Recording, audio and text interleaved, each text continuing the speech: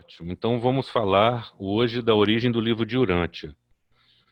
Bom, já vou direto aqui para a apresentação. Esse tema, eu estava até comentando, é um tema que traz muita especulação e muito dilema, né? Muita, vamos dizer assim, cria situações que as pessoas têm uma curiosidade muito aguçada pela circunstância de você receber essas informações de forma que não Boa noite a todos. Alguém está vamos, sem áudio aí? Eu estou sem áudio aqui. não é natural. Vocês estão sem áudio? Tem alguém que não está me ouvindo? Nós estamos ouvindo, Sérgio. Nós estamos ouvindo. É o Zé Tá. Ribeiro, eu não sei como pode ajudá-lo. Tá ok.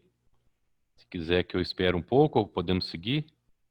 Eu acho que segue, Sérgio. Nós vamos tentar ajudá-lo de outra forma. Então tá bom. Então vamos lá, gente. Eu vou começar a apresentação e ela é um pouco longa, mas eu gostaria, na realidade, de quando tiver aí algo, por ser assim um tema um pouco complexo, eu tentei fazer uma cronologia histórica dos fatos que trouxeram a chegada do livro, né?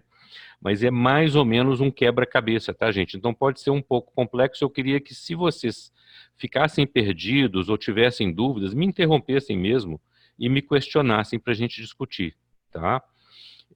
Tem um cunho histórico, ou seja, é um trabalho de pesquisa feito não só dentro do livro, mas também feito historicamente dos relatos que ainda estão aí gravados em livros, né?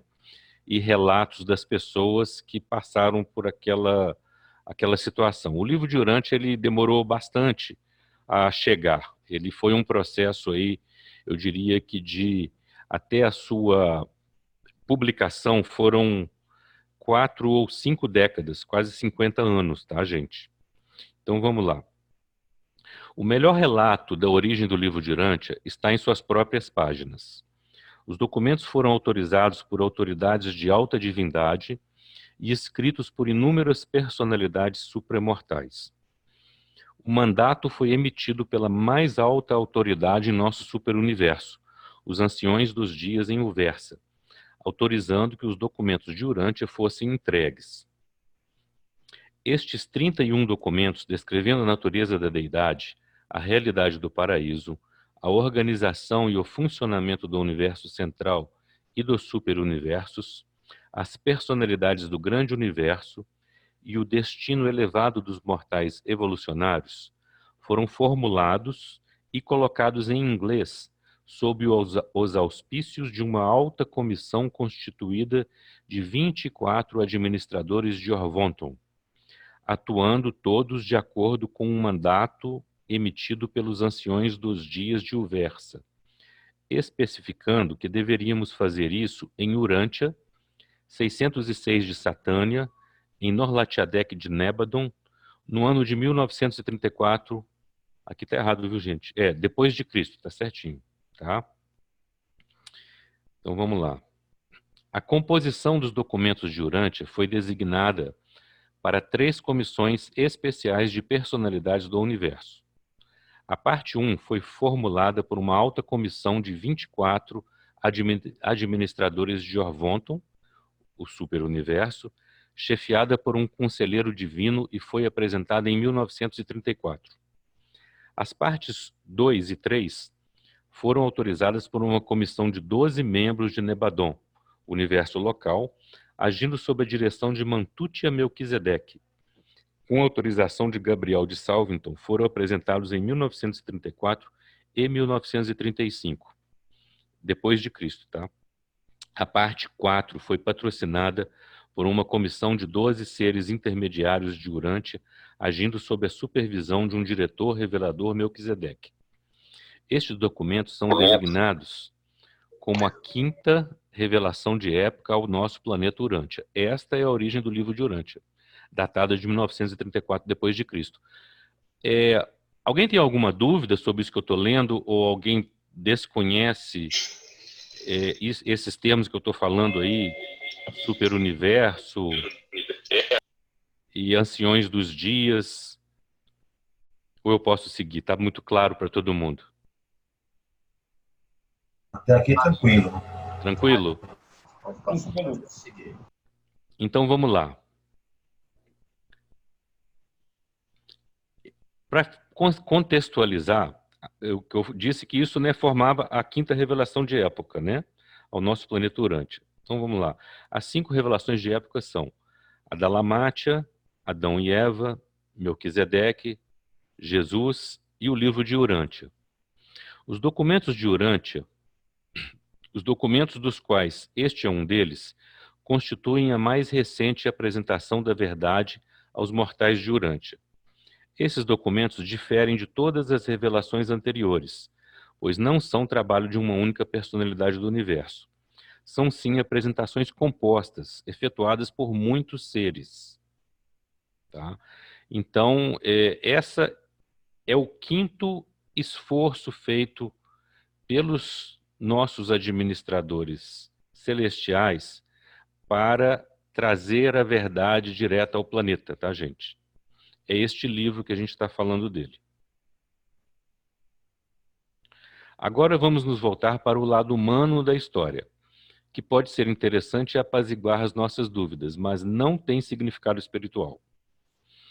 Em preparação para apresentar os documentos da quinta revelação de época e colocá-los sob a custódia de um grupo responsável de seres humanos, os reveladores fizeram contato com um pequeno grupo de pessoas em Chicago. Os participantes deste grupo foram convidados pelos reveladores a não apenas não revelar a identidade do indivíduo associado à apresentação dos trabalhos, mas também a não discutir detalhes relacionados à chegada dos trabalhos. Portanto, nunca saberemos exatamente onde ou como os documentos foram recebidos. A razão dada para este pedido de sigilo é que os reveladores estão determinados a que as gerações futuras tenham o livro de Urântia totalmente livre de conexões mortais. Os seres humanos geralmente se preocupam mais com fenômenos incomuns do que com a realidade espiritual. Como não há informações documentadas sobre os eventos milagrosos relacionados aos seres humanos associados à origem do livro, esperamos que as gerações presentes e futuras estejam livres de preocupações com mitos, para que a mensagem do livro de Urântia possa brilhar em todo o seu brilho. Os reveladores querem que a quinta revelação de época se apoie em suas próprias declarações e ensinamentos. Apesar do cuidado dos reveladores em nos dar o livro de Urântia, livre das cascas de ovos da sua chegada, já existem dezenas de estranhas histórias apócrifas sobre a sua origem. O livro de Urântia foi publicado pela Fundação Urântia em 12 de outubro de 1955, em Crawfordsville, Indiana, Estados Unidos, pela editora R.R. Donnelley & Sons Company. Os autores, reveladores, revelam que fizeram contato através do ajustador do pensamento, espírito interno de Deus, de um determinado ser humano em nosso mundo. Detalhes específicos da maneira que foram transmitidos não são revelados. Temos certeza, no entanto, de que a técnica de comunicação desse ajustador do pensamento não está relacionada ao espiritismo, mediunidade ou canalização. O livro e seus editores não nomeiam um autor humano. Os autores são seres celestiais de diferentes ordens evolutivas ou espirituais, que trouxeram essas informações aos habitantes do planeta Terra, por eles conhecido pelo nome de Urântia, com o objetivo de expandir a consciência cósmica e elevar a percepção espiritual destes habitantes, impactando assim de maneira positiva a sua evolução. O processo de recepção dos 196 documentos que compõem o livro de Urântia aconteceu em um período longo, de aproximadamente 30 a 45 anos. Dr. William Samuel Sadler nasceu em 1875 e faleceu em 69. Nascido no estado de Indiana, Estados Unidos, foi um psiquiatra, professor de pós-graduação na Escola de Medicina de Chicago, autor de diversos livros, bastante renomado na área médica. Estudou com Freud na Europa em 1911 e chegou a ser chamado o pai da psiquiatria. Durante um bom período de sua carreira, o Dr. Sadler se dedicou a desmascarar os chamados médiums e outras experiências psíquicas relacionadas à mediunidade, canalização ou contatos com antepassados já mortos. Casado em 1897 também com uma médica proeminente na sociedade à época, a doutora Lena C. Kellogg. Desde o ano aproximado de 1911, ou mesmo um pouco antes, o casal de médicos atende um paciente que, em estado adormecido, comunica com eles relatando uma enorme quantidade de informações acerca da origem do nosso planeta, da origem e destino da vida humana e de Deus, o Criador.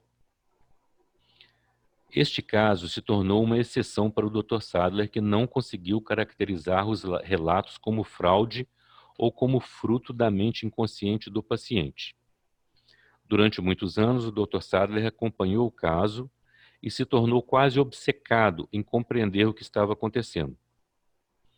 Juntamente com outras 4 pessoas, o Dr. William Sadler e sua esposa, a doutora Lena Sadler, formaram o que veio a ser conhecido como a Comissão de Contato, grupo formado para avaliar e redigir estas informações oriundas deste paciente.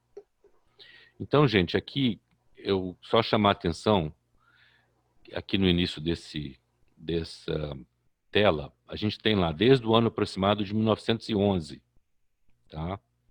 Quer dizer, isso começou, hoje a gente já pode dizer que isso teve um início há mais de 100 anos atrás, né?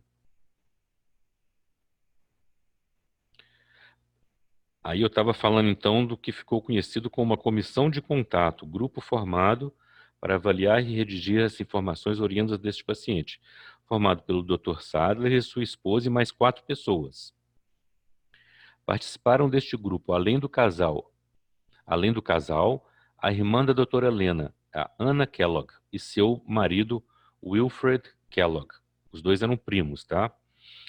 O filho do casal, William Sadler Jr., e uma amiga do casal chamado Emma Louise Christensen, também conhecida como Christie. Estas 6 pessoas no total foram as únicas que tiveram contato direto com o receptor das mensagens e, através dele, com os seres celestiais. As narrativas que explicam os fenômenos de aquisição dos documentos que formam o livro de Urântia não identificam o ser humano que teve papel principal nestes acontecimentos. Ele é conhecido apenas como sujeito adormecido.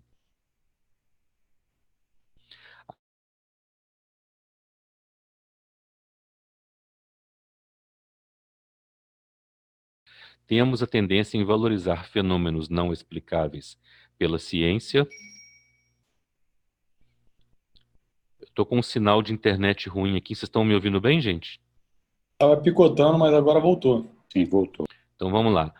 A sua identidade foi mantida em segredo a pedido dos reveladores, porque nós humanos temos a tendência em valorizar fenômenos não explicáveis pela ciência, em detrimento à absorção dos valores espirituais que objetivam a existência do livro de Urântia. Desta maneira, os reveladores não queriam que nenhum ser humano, nenhum nome humano, estivesse associado ao livro de Urântia. Eles queriam que a revelação se sustentasse por si mesmo e seus ensinamentos. Eles estavam determinados que as gerações futuras recebessem o livro completamente livre de qualquer conexão com o homem mortal. Eles não queriam outros São Pedro, São Paulo, Lutero, Calvin ou Wesley. Nem mesmo o nome da editora foi colocado na primeira edição do livro. A Fundação Urântia constou como editora do livro. Então, aqui, gente, eu gostaria de fazer uma pausa pequena só para assinalar o que está escrito aqui é o seguinte. Vamos ver se a gente relê isso daqui. Os reveladores não queriam que nenhum ser humano, nenhum nome humano, estivesse associado ao livro de Urântia. Eles queriam que a revelação se sustentasse por si mesmo e seus ensinamentos. Isso aqui é a mensagem principal dessa aula, tá, gente? Eles estavam determinados que as gerações futuras recebessem o livro completamente livre de qualquer conexão com o homem mortal. A gente pode dizer que nós já somos uma dessas gerações futuras, né? Eu diria que o livro ainda deve atingir gerações e criar maiores impactos ainda no futuro do que a nossa geração de agora. Mas nós já encaixamos aqui nesse contexto que o livro está falando, né? Então, eu estou estressando esse fato porque, realmente, quando a gente procura as origens históricas, ou seja, as origens humanas de como o livro foi recebido aqui por nós, a gente encontra muita polêmica, né? E, no meu entender, os reveladores, eles conseguiram isso, eles conseguiram realmente desconectar o livro de um ser humano, porque, por tudo que eu estudei, essa pessoa que estaria mais ligada ao livro, que seria esse médico, o Dr. William Sadler, ele não só jamais lucrou nem um centavo com esse livro, e durante todo o processo que demorou décadas, ele manteve um esforço fenomenal de tentar desmascarar ou descobrir ou provar cientificamente, de alguma maneira, que existia uma explicação humana para que o livro, para que essas mensagens se concretizarem aqui para a gente. E ele falhou, ele mesmo acabou aceitando todo esse texto, né? Todas essas mensagens que compõem o livro como realmente uma revelação divina. E ele foi, vamos dizer assim, entre aspas, escolhido, não sei, não posso dizer que ele foi escolhido, mas provavelmente foi, né? Por ser também uma pessoa extremamente cética, porque era um cientista, né? Um médico cético, e tinha essa aptidão durante a carreira dele, que foi muito proeminente, foi muito bem sucedida, de desvendar mistérios psíquicos, né?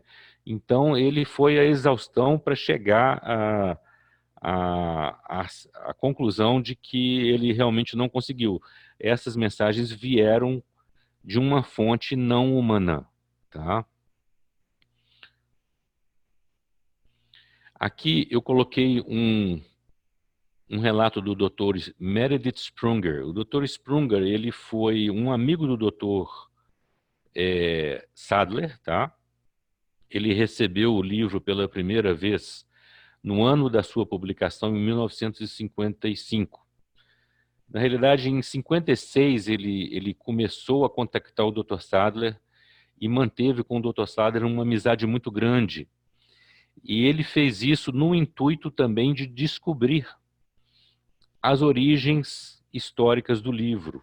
Então, o Dr. Sprunger, ele tem relatos, ele tem um livro publicado por um dos seus amigos, né, que talvez seja o maior manancial de informações que nós temos hoje para saber o que aconteceu fato a fato naqueles dias, né.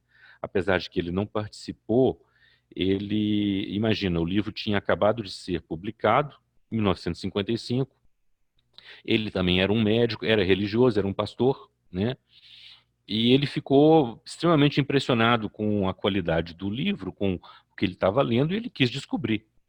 Ele quis descobrir como que veio, qual que é a origem desse livro. Então ele se aproximou do Dr. Sadler e promoveu aí não só encontros, como debates e uma série de eventos. Ele se aproximou do pessoal que ali, naquela época ainda era um grupo muito forte, né?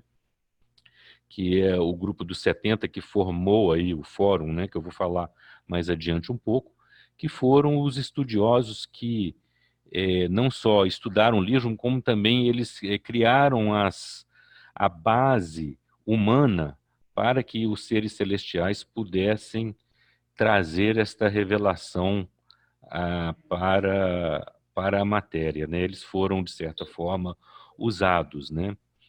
Então, eu coloquei isso aqui que ele escreve, que eu acho muito relevante. O livro deve ser avaliado apenas com base em sua qualidade, uma experiência pessoal de sua autenticidade interna ou a falta dela. A mensagem do livro de Urântia deve ser experimentada antes que se possa avaliar sua qualidade e considerar a probabilidade da natureza reveladora de sua origem. Antes de você ler completamente o livro de Urântia, portanto, é praticamente impossível dar uma resposta muito satisfatória sobre sua origem. E depois de ler o livro, o comentário de outra pessoa sobre sua origem, embora interessante, é de importância secundária. Nenhum ser humano determinou o conteúdo do livro de Urântia. O conselheiro divino que supervisionou a parte 1 do livro, ele diz: eu fui incumbido de responder pelos documentos que descrevem a natureza e os atributos de Deus, porque eu represento a mais alta fonte de informação disponível para tal propósito, em qualquer mundo habitado. Tenho servido como conselheiro divino em todos os 7 superuniversos, e por muito tempo residi no centro de todas as coisas, no paraíso. Muitas vezes tenho eu desfrutado do prazer supremo de uma estadia na presença direta do Pai Universal. Eu retrato a realidade e a verdade da natureza e dos atributos do Pai com autoridade indiscutível. Eu conheço aquilo de que falo. Tá tudo bem, gente? Tudo bem. Tudo bem, eu queria só pedir ao pessoal manter sempre o microfone desligado, porque às vezes vem ruído, né? E o pessoa que está presente, o Sérgio vai achar que é alguma pergunta, alguma coisa assim. Então vamos manter os microfones desligados. Deixa eu colocar aqui. Peraí. Não. Aqui. Aqui no cantinho. Vamos lá. A história do surgimento do livro de Urântia pode ser descrita como segue.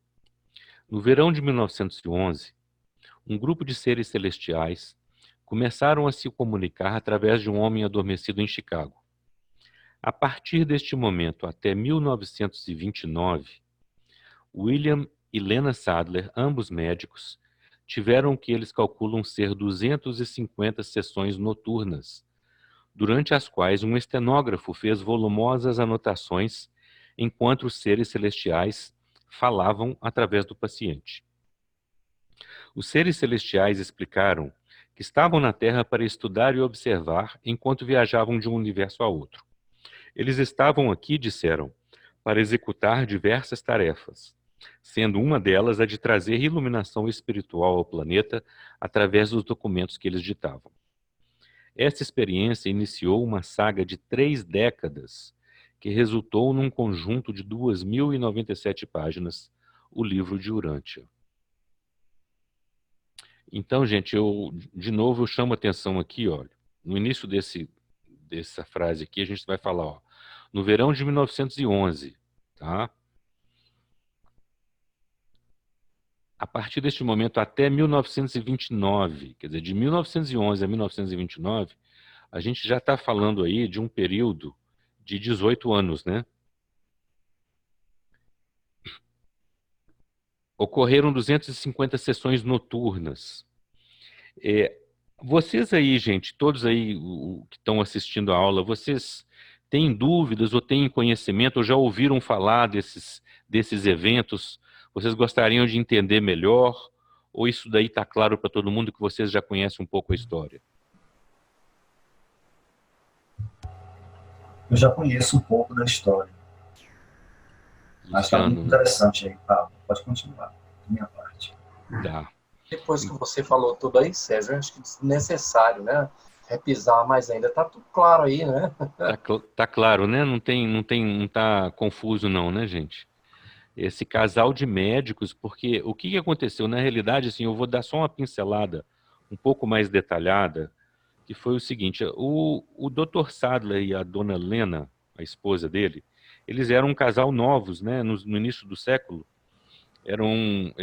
praticavam medicina, eram os dois já formados e tal, e ainda não tinham comprado aquela casa grande que a gente vai conhecer mais tarde aí, lá em Chicago, né, que é a sede da Fundação Urântia, foi a residência deles durante muitos anos. Mas nessa época, aqui em 1911, talvez até um pouco antes, tá? Eles foram procurados por uma vizinha lá da moradia que eles estavam, porque o marido dela não parava de falar à noite e ela estava muito assustada com aquilo. E sabia que morava ali, vizinha dela, um médico, né? Principalmente um psiquiatra e tal. Então ela foi procurá-los. Essa foi a maneira que eles, então, tiveram o primeiro contato com esse homem que foi conhecido como sujeito adormecido e que os reveladores pediram que não identificassem, não fosse revelado a identidade dele, para não ter nenhum contato humano com a origem do livro, tá? Mas essas sessões noturnas que eu menciono aqui, elas começaram então dessa maneira, porque à noite, aparentemente, esse sujeito falava todo tipo de informação, e aquilo ali estava incomodando a esposa. Ela chamou os médicos, o Dr. Sadler entrou, tentou acordar ele de toda maneira, e infelizmente ele não acordou, achou aquilo muito estranho, e isso se repetiu, tá? Deve ter se repetido nos próximos anos algumas vezes. Ele então passou a ser um paciente do Dr. Sadler, que na época fazia muita pesquisa com canalização e eventos psíquicos, tá? Ele, como psiquiatra, inclusive, ele então desenvolveu muito a psiquiatria, né? Determinando que essas informações ou canalizações, ou mesmo sonhos, ou falas automáticas, muitas vezes não têm uma origem em seres, em espíritos, né, ou fantasmas, e sim no próprio inconsciente do ser humano. Quer dizer, estava sendo desenvolvido ali a psiquiatria, e ele participou muito disso, né? E ele tinha essas teses para refutar esse tipo de situação. Só que com esse indivíduo em especial, ele percebeu que todas as pesquisas dele não funcionavam, porque quando o indivíduo estava acordado, quer dizer, obviamente ele foi encontrar com esse sujeito no dia depois, né, no dia seguinte, e percebeu, entrevistando o sujeito, que ele não só não tinha memória de nada que acontecia, né, como também não tinha nem mesmo muito interesse. E ele falava, e eles começaram então a anotar aquelas coisas, né, aquelas coisas estranhas que ele falava, tá? Então vamos lá. E, bom, isso daqui foi bem o princípiozinho, tá, gente? Mas é importante relatar que isso durou 3 décadas, como fala aqui no final da folha, né? Essa experiência iniciou uma saga de 3 décadas. E isso originou, que eu digo, né, a recepção humana desses escritos, tá? Desses relatos. Vários membros deste grupo que participaram dos contatos preliminares que levaram ao aparecimento dos documentos de Urântia tiveram experiência considerável na investigação de fenômenos psíquicos. Este grupo chegou à conclusão de que os fenômenos relacionados com a personalidade, que mais tarde foi associado aos documentos de Urântia, eram de nenhuma maneira semelhantes a qualquer outro tipo bem conhecido de ocorrências psíquicas, como a hipnose, escrita automática, clarividência, transes, mediunidade espírita, telepatia ou dupla personalidade. Deve ficar claro que os antecedentes dos documentos de Urântia não têm de maneira alguma ligação com o chamado espiritismo, com suas sessões espíritas e supostas comunicações com espíritos de seres falecidos. Então, gente, era exatamente o contrário, tá? O pessoal ali, eles estavam tentando ajudar aquele senhor que falava de noite, e eles começaram a tomar nota daqueles relatos, né? Mas não existia ainda nada sobre livro ou coisa do tipo, tá? Aí eu fiz aqui um relato que eu acho muito importante, porque isso durou mais ou menos, gente, a partir de 1911, isso deve ter durado aproximadamente 12 anos, tá? 12 anos dessas sessões. Ao longo de 12 anos, não sabemos assim, se eram sessões semanais ou mensais. Pelos meus cálculos, deve ter sido uma vez ao mês, né? Ele tinha esse paciente, quando a esposa devia chamar, quando acontecia, que morava na porta do lado, ele ia lá, chegou uma hora que era tantos escritos que ele contratou um estenógrafo para poder escrever aquilo tudo, e foi acumulando aquele material, e ao mesmo tempo ele foi investigando através das técnicas que ele já conhecia, né? Ele tinha técnica de hipnose e outras mais, e não chegava a nenhuma conclusão que aquilo era alguma coisa não real, não, vamos dizer assim, não fruto da própria mente do ser humano, né? Então aquilo deixou ele muito obcecado. Aqui então tem um relato já desse grupo de contato que depois de muitos anos, já depois que o livro já estava praticamente sendo publicado, tá? Eles falaram, em retrospectiva, eles fazem esse relato aqui, que eu acho que é importante a gente entender, porque não se falava num livro, por 10 anos isso aconteceu sem saber qual que era o motivo, tá? Parece que durante estes primeiros anos, os nossos amigos invisíveis estavam envolvidos em profundos testes da personalidade de contato, ensaiando a técnica de comunicação, selecionando os comissários de contato. Na verdade, de modo geral, estavam ajustando o palco para o subsequente início da apresentação dos documentos de Urântia. Durante estes primeiros anos, fomos apresentados a muitos conceitos novos e um pouco estranhos para nós. Entre essas inúmeras novas ideias de cosmologia e filosofia, as seguintes podem ser mencionadas. Um novo conceito de um vasto cosmos, milhões de outros planetas habitados. Introdução aos inúmeros diferentes e variados corpos de personalidades celestes. Confirmação da origem evolutiva da humanidade, até mesmo de um cosmos evolutivo. Indício de múltiplas deidades criadoras. Tentativa de teste de nossos conceitos teológicos. Paciente determinação de quão longe nós podemos ir na direção de modificar nossas crenças teológicas e opiniões filosóficas. Sem o perceber, ao longo de um período de 20 anos, tá? Nossas atitudes e opiniões religiosas fundamentais foram consideravelmente alteradas. Nós fomos sendo familiarizados com termos como a primeira fonte e centro, Avona, superuniversos e o Ser Supremo, mas tivemos ideias escassas quanto ao real significado destes nomes. Também ouvimos palavras tais como espíritos mestres, espaço exterior e diretores de energia, mas, novamente, entendíamos pouco sobre seu significado. Também aprendemos sobre várias ordens de anjos. Nós ouvimos sobre ajustadores de pensamento, mas nosso conceito do significado do termo foi vago e indefinido. Nós adquirimos um conceito distorcido do nível moroncial de existência, mas nunca ouvimos o uso da palavra morôncia até os documentos começarem. E, gente, os documentos começaram, eu diria que pelo menos 15 anos depois de 1911, tá? Os intermediários foram muito reais para nós. Os seres intermediários, tá? Eu deveria ter escrito seres aqui. Frequentemente nós falamos com eles durante nossos variados contatos.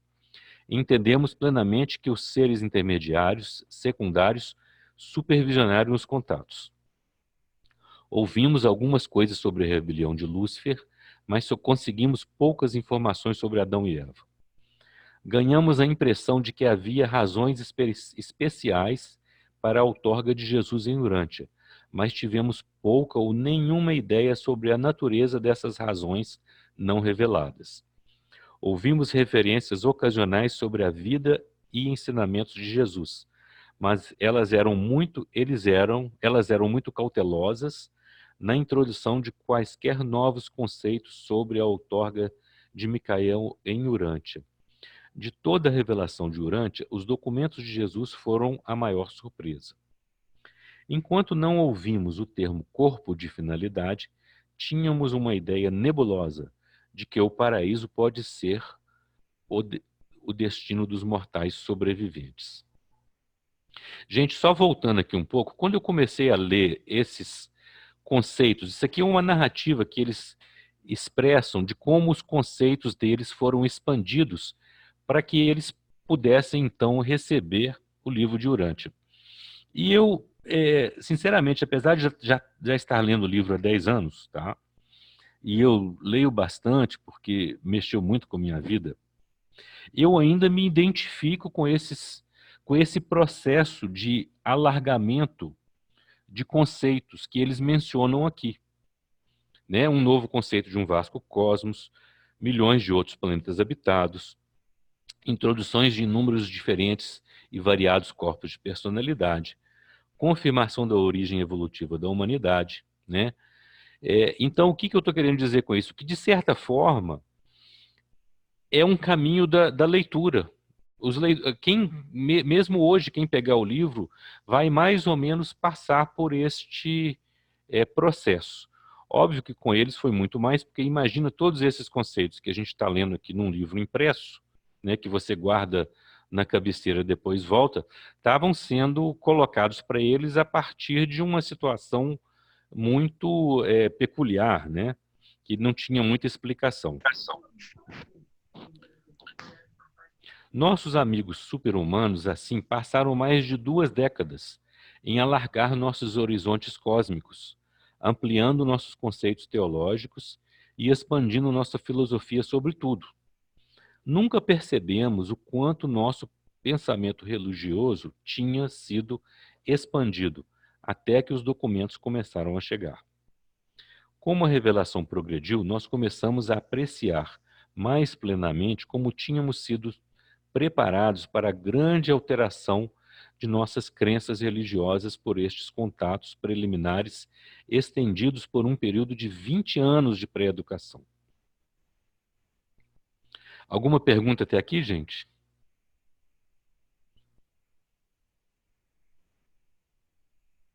Tá claro aí para todo mundo? Claríssimo, viu, Sérgio? Oi?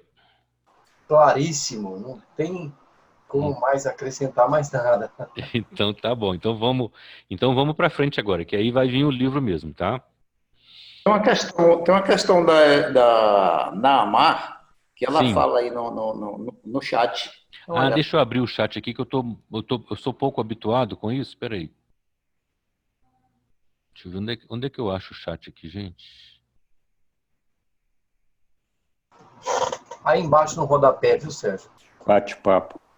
A questão está lá em cima já, Sérgio. Não sei se tu vai encontrar. Você Como não é que é? precisa abrir, Sérgio, você não precisa se preocupar com isso, tá? Namá, você pode fazer a pergunta de novo?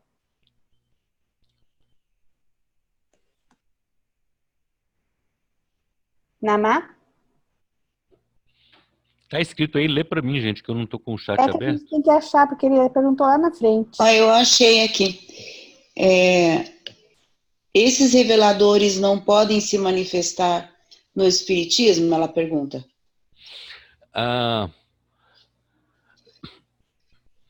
É uma ótima pergunta, né?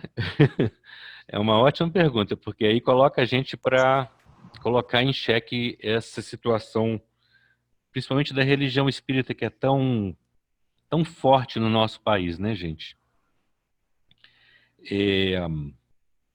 A resposta a essa pergunta é uma resposta que eu vou ter que dar como uma opinião própria, minha, né? E não como uma resposta a partir dos ensinamentos do livro de Urântia. O livro de Urântia deixa muito claro que essas revelações não vieram através de canalizações psíquicas, tá? Como as que acontecem na religião ou nos ensinamentos do kardecismo, né? Então, agora, eu não vou falar que elas não podem. Eu não tenho essa capacidade para dizer isso, tá? Aí cabe a cada um ter uma opinião própria. Eu diria que sim, na realidade. Eles poderiam, se eles quisessem. Eu não sei, eu não estou dizendo que eles o fazem, tá? Uma coisa importante a lembrar é o seguinte: eu acho que é plausível que sim, que não especificamente esses reveladores, mas seres como os seres intermediários ou outros, a capacidade deles acessar a nossa mente, o livro deixa muito claro que ela é bastante grande, tá? Agora, a maneira como isso é recebido e exposto pela religião espírita, isso o livro refuta cabalmente, tá? Porque, de acordo com o espiritismo, do pouco que eu conheço, essas mensagens vêm dos seres que já são falecidos, né? E elas vêm, então, para trazer aí alguma mensagem de consolo para os familiares e coisas desse tipo, ou para dar alguma mensagem, né? O trabalho de Chico Xavier é fenomenal, enorme, durou também décadas, né? Recebendo esse tipo de mensagem psíquica, né? Então, eu até mesmo diria que eu acho mais plausível que as mensagens que ele recebia tinham uma interferência desses seres celestiais que trouxeram essa revelação, do que especificamente daquele ser que faleceu, né? Agora, existem aí diversas teorias, assim, o livro coloca que a mente humana, ela é a ponta de um canal, né, de circuitos que iniciam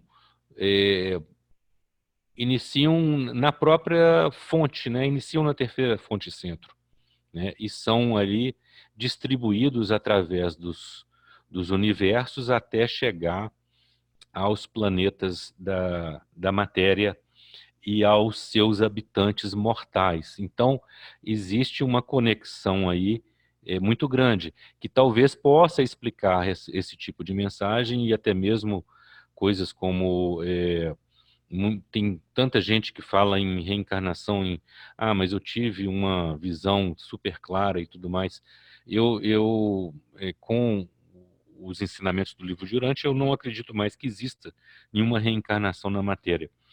Porém, os relatos são fartos, né? E eu acho um pouco irresponsável a gente simplesmente descartar toda essa experiência que os seres, os nossos amigos têm aí em relação a isso, né? Expandindo um pouco aí a sua resposta. Então, às vezes, os circuitos da mente podem explicar aí muita coisa em relação a isso. Agora, então, a resposta mais objetiva que eu daria é que sim, eu acho que esses reveladores, pelo menos pelo que o livro explica, eles teriam essa capacidade de interferir na mente humana. Agora, se eles o fazem, eu não sei. Aí eu já não me atrevo a ir tão longe, né? Sérgio, Sim. nós tivemos uma aula, acho que foi a aula 1.3, uma coisa assim, falava sobre assim, as revelações anteriores, né?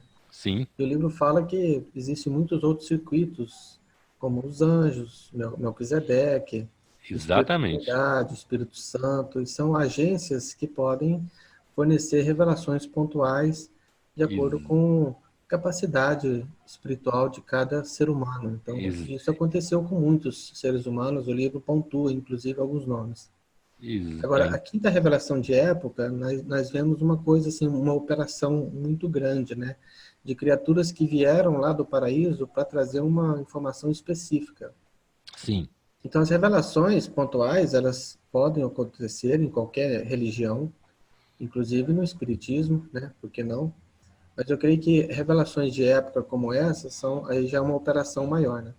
Esses reveladores, é isso que eu disse mesmo, Neemias, esses reveladores específicos provavelmente não, porque eles foram incumbidos de uma missão muito específica. Apesar de que tanta gente participou, né? Não só as comissões de Uversa, do superuniverso, como as comissões do nosso universo local e até mesmo as comissões dos seres intermediários que são nossos conterrâneos, né?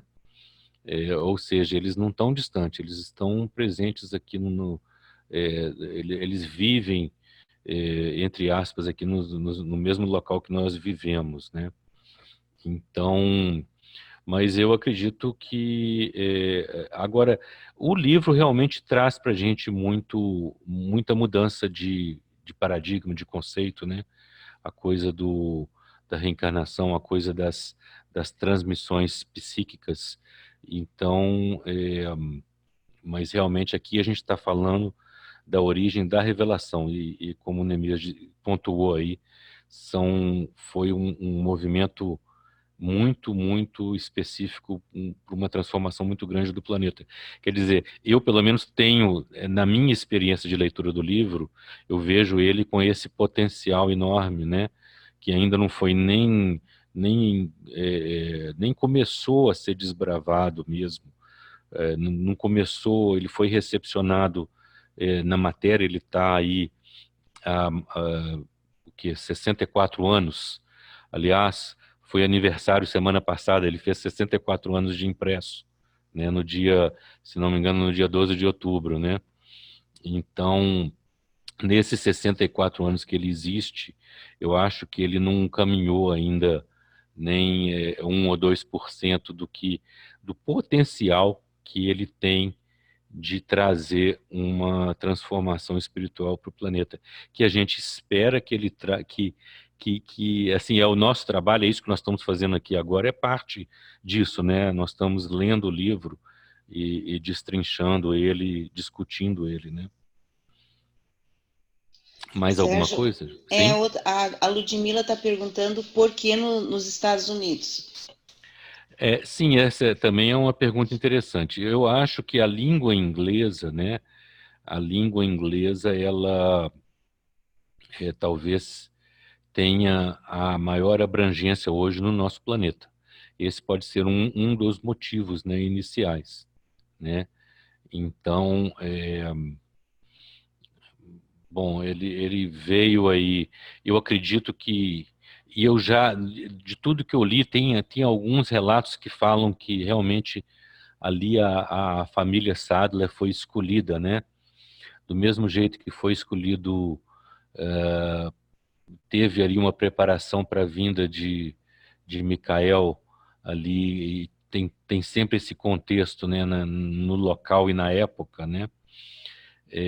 Os Estados Unidos, eu acredito que sejam o local mais propício para poder difundir essa palavra, né?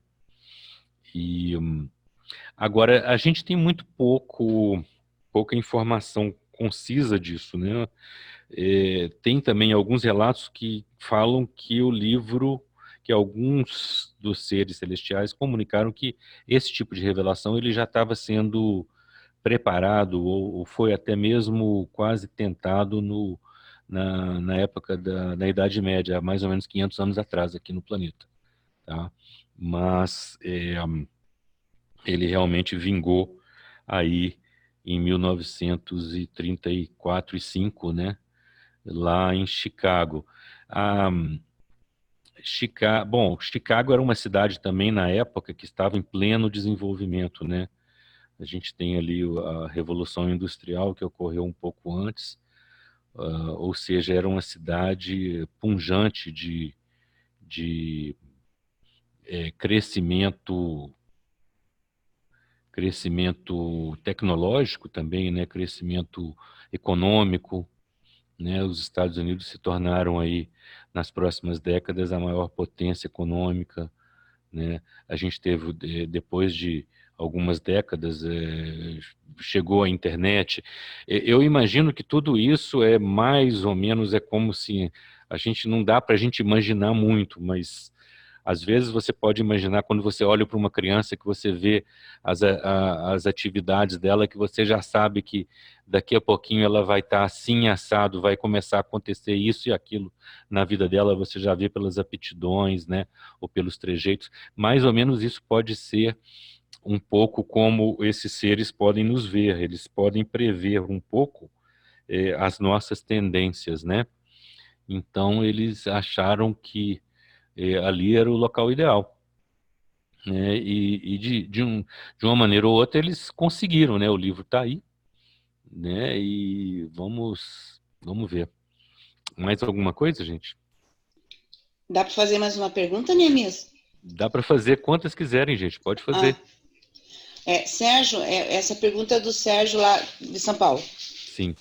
Ele pergunta se os relatos dos slides que estão em primeira pessoa é do Sadler ou da Meredith? Cada um é de um, tá? Tem do Meredith, tem do Sadler, tem do Sadler como um grupo, né? Aqui, ó, deixa eu te mostrar. Aqui, ó. Que fala sobre os seres intermediários. Qual deles? Que fala sobre os seres intermediários. Desses que eu já li ou mais para frente que ele está olhando? É o slide 19. Que você já leu, né?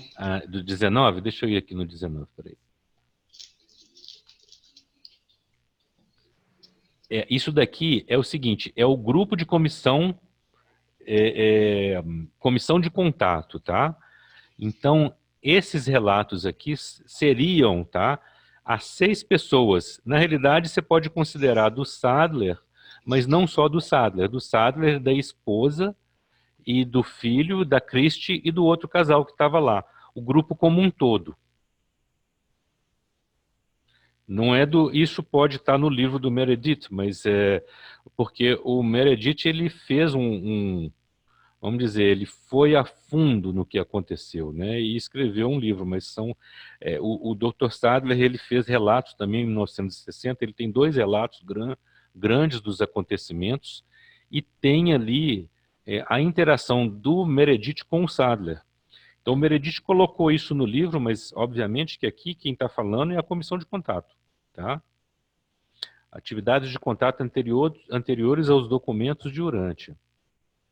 Aí se você vê até no final, aí, nossos amigos super-humanos passaram mais de 2 décadas em alargar nossos horizontes cósmicos, ampliando nossos conceitos teológicos, expandindo nossa filosofia sobre tudo. Nunca percebemos que o nosso pensamento religioso tinha sido expandido, até que os documentos começaram a chegar. Esses documentos, gente, começaram a chegar de verdade. É um pouco confuso, mas você pode dizer que foi entre 25 e 29, tá? Na realidade, até mais para frente um pouco. Assim, o documento formado, mas vamos dizer assim, os eventos que propiciaram que os documentos acontecessem mais intensamente foram a partir de 1925, tá? E eles foram ser concluídos em 34 e 35, foram mais 12 anos. Aí você já imagina, eu estou falando a partir de 25. E tudo isso que eles estão falando aqui, ó, é a partir de 1911. Então de 11 a 25 tem aí 14 anos. Então são trabalhos de décadas, tá? Por isso que é um pouco difícil, é meio que um quebra-cabeça isso que a gente faz. Então por isso que eu quero que vocês perguntem, porque pode ser um pouco confuso, porque é mesmo confuso. O histórico. A gente pega muita informação e se você parar para imaginar, gente, 40, 50 anos é uma vida, né? Até mesmo quem viveu aquilo não vai ter a memória exata daquilo, né? Você está entendendo? Existem relatos e tudo mais. E vocês vão ver aqui para frente que eles foram requeridos a sigilo absoluto. Isso não era conversado abertamente com ninguém, entendeu? Foi pedido um sigilo para que esses documentos fossem realizados de verdade. Então aqui, respondendo a sua pergunta, isso aqui é a comissão de contato, a qual o Dr. Sadler era a figura principal, ele e a esposa. O José Aparecido de Curitiba pergunta... deixa eu ver aqui, pulou a pergunta. Quanto ao sujeito adormecido, qual foi a reação dele ao saber que ele era canal de transmissão? Ou ele nunca se interessou pelo livro? Então, muito pouco é falado sobre ele a pedido dos próprios reveladores. O que nós temos, que o Dr. Sadler falou, foi que é o seguinte, eles mostravam os relatos para ele e ele absolutamente não tinha o menor interesse, tá? E ele não, ele permitia as visitas, porque na realidade ele estava adormecido, a mulher é que chamava, né? Mas ele não se envolveu nem com vamos dizer assim, a formação do livro, e o que o Dr. Sadler dizia é que ele não tinha nenhum interesse pessoal com aquilo. E dizia um pouco mais, porque o Dr. Sadler deve ter colocado ele sobre sessões de hipnose e tudo mais, que não tinha a menor possibilidade daquilo estar vindo do subconsciente dele, de acordo com o Dr. Sadler. E que mesmo vamos dizer, o upbringing, né, vamos dizer, o passado dele como pessoa, não caberia esse tipo de informação vindo dele, entendeu? Então é como se realmente ele fosse mesmo um canal totalmente ausente de desejo próprio em relação a essas informações.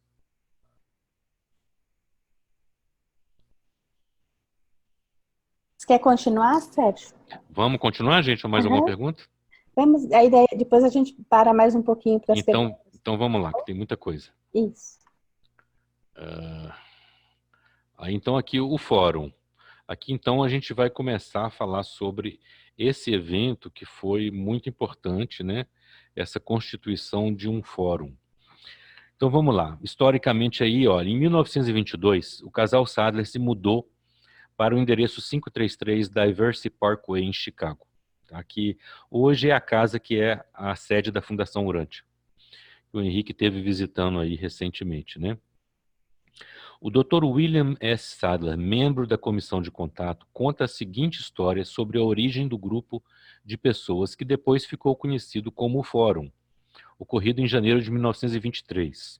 Ele diz: eu sugeri a minha esposa e filho que fizéssemos um encontro semanal e convidar alguns dos nossos velhos amigos para encontros nas tardes de domingo para 1 ou 2 horas de discussão informal e de intercâmbio social.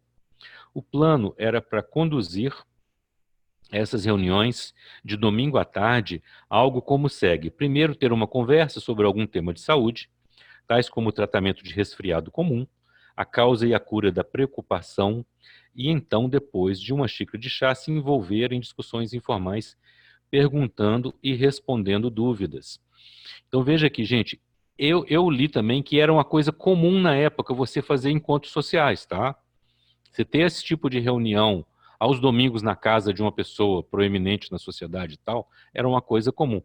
Esse pedido de reunião não tem nada a ver com os encontros que ele vinha já há mais de 10 anos tendo com esse paciente. Ele tinha esse paciente como tinha diversos outros pacientes. Um dos motivos dele ter criado esses encontros também era para manter contato com os pacientes antigos, que era muito importante para eles. Eu também li isso lá. Tá? Com o tempo, este grupo tornou-se um encontro cosmopolita, consistindo de homens e mulheres profissionais, médicos, advogados, dentistas, ministros, professores, juntamente com indivíduos de todos os caminhos da vida, agricultores, donas de casa, secretárias, trabalhadores de escritório e trabalhadores comuns. Introdução do fórum aos contatos. O grupo pediu ao Dr. Sadler. Gente, está cortando minha voz aí ou não? Está normal aí? Normal. O grupo pediu ao Dr. Sadler para dar uma série de palestras sobre higiene mental ou fenômenos psíquicos. No início da minha primeira exposição, eu disse, com apenas 1 ou 2 exceções, todos os fenômenos psíquicos que eu investiguei revelaram ser fraudes conscientes ou inconscientes. Alguns eram fraudes deliberadas. Outros foram esses casos peculiares em que o agente foi vítima dos enganos de sua própria mente subconsciente. Eu não tinha dito muito mais do que isso quando o grupo parou dizendo, doutor, se o senhor contatou algo que não foi capaz de resolver, seria interessante, conte-nos mais sobre isso. Aí ele diz o seguinte aqui, o verdadeiro objetivo do fórum surgiu naquele dia. Pedi para a doutora Helena pegar algumas anotações que ela tinha feito em um recente contato, uma dessas visitas noturnas e lê-los ao grupo. Deve ser entendido que até este momento não havia nenhum segredo conectado com este caso. Os documentos de Urântia não tinham começado a aparecer. Era mais um paciente que ele ia lá ver e ficava fazendo essas anotações, tá, gente?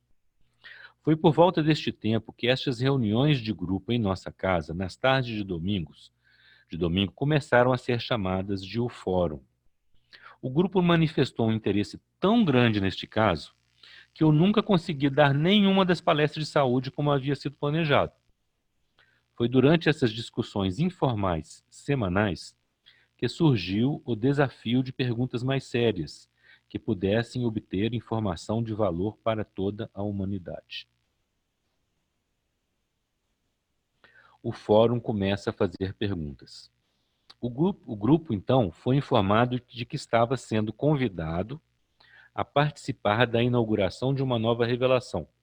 A tarefa deles era escrever todas as perguntas que eles julgassem impossíveis de serem respondidas. Perguntas sobre Deus, o cosmos, a vida após a morte, qualquer coisa. O Dr. Sadler deixou claro que não estava pessoalmente convencido de que os fenômenos que ele, Lena e os Kellogg's testemunharam eram genuínos. Então, gente, só para contextualizar, ele mencionou que esse paciente que ele não sabia explicar aqueles fenômenos que estavam acontecendo, o grupo ficou muito interessado, né? E aí os seres que estavam falando, as falas que estavam vindo, então, começou a requerer que o Dr. Sadler se comunicasse a esse grupo de pessoas, desafiando eles para trazer perguntas mais contundentes, né, mais difíceis de ser respondida. Em realidade, um dos seres que passou lá numa dessas sessões noturnas que chamou a atenção deles e falou, olha, vocês estão fazendo perguntas aqui triviais e vocês não têm a noção da magnitude do que está disponível para vocês. Né? Então, o Dr. Sadler levou isso para o grupo e começou a desafiar o grupo a trazer perguntas mais fortes. Mas ele deixou claro que não estava pessoalmente convencido de que os fenômenos que ele, né, a Lena e os Kellogg's, que é o outro casal, né, testemunharam, eram genuínos. Ele sempre manteve essa atitude como é que fala? De dúvida, né?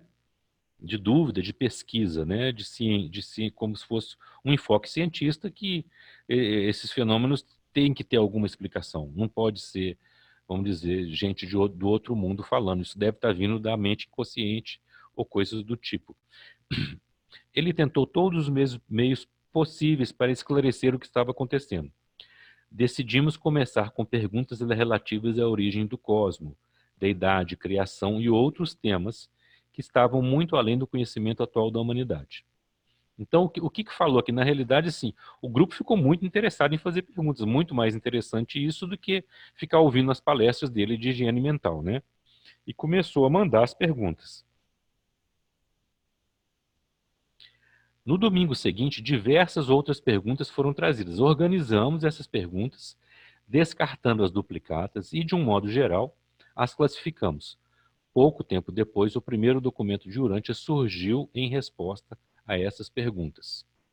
Aí ele fala o seguinte, da primeira à última, quando os documentos apareciam, as perguntas desapareciam. Este foi o procedimento seguido ao longo de muitos anos de recepção dos documentos de Urântia, sem perguntas, sem os documentos. Os encontros semanais tinham de 30 a 50 pessoas. No domingo fazíamos as perguntas e no domingo próximo recebíamos as respostas. Sérgio? Sim. Só um comentário. Eu acredito também que a revelação para nós ficou... o fórum deu o time também, até onde eles podiam revelar, né? Apesar deles terem ido bem além. Não, exatamente. Em realidade, é isso mesmo, Estela. Não, a revelação, ela tinha dois, vamos dizer, dois freios, né? Um era a própria autorização dos seres superiores, que você não poderia influenciar até certo ponto você não poderia tirar, vamos dizer, o esforço próprio, porque é isso que permite que a civilização evolua, né? Então você tinha esse freio dos seres superiores aos reveladores. E o outro freio é exatamente a capacidade daquele grupo de pessoas de absorver a informação. Porque se eles não absorvessem essa informação minimamente, né, não teria como trazer uma revelação, mas isso foi bem forçado na realidade, porque nesse contexto, os seres celestiais, eles continuavam insistindo por perguntas mais difíceis ainda, né? Então isso não foi... Se fosse hoje, né, as perguntas seriam outras também. Sim, com certeza, porque na época, há 100 anos atrás, você tinha uma mentalidade muito diferente de hoje. Hoje você já tem mais descobertas científicas, você já tem um povo, né? Seriam outras perguntas e as revelações muito provavelmente teriam sido um pouco mais abrangentes. Mas eu digo uma coisa, eu acho que isso aí já é uma opinião minha, né? Eu acho que a essência do que o livro quer, vamos dizer assim, quebrar ou trazer essa evolução para a humanidade, ela ainda é contido mesmo nesse livro, sabe? Talvez revelações maiores a nível científico ou coisa do tipo poderia ser, tá? Mas eu acho que a nível espiritual é a mesma coisa, seria a mesma coisa. Entendeu? Eu não sei se eu me fez entender. Isso é também acredito nisso. É um sentimento que eu tenho, porque o que está impactado a nível espiritual, contido nessas palavras aí, é uma coisa que a gente vai fazer isso. Aí, quando eu digo a gente, é a população do planeta ao longo de diversas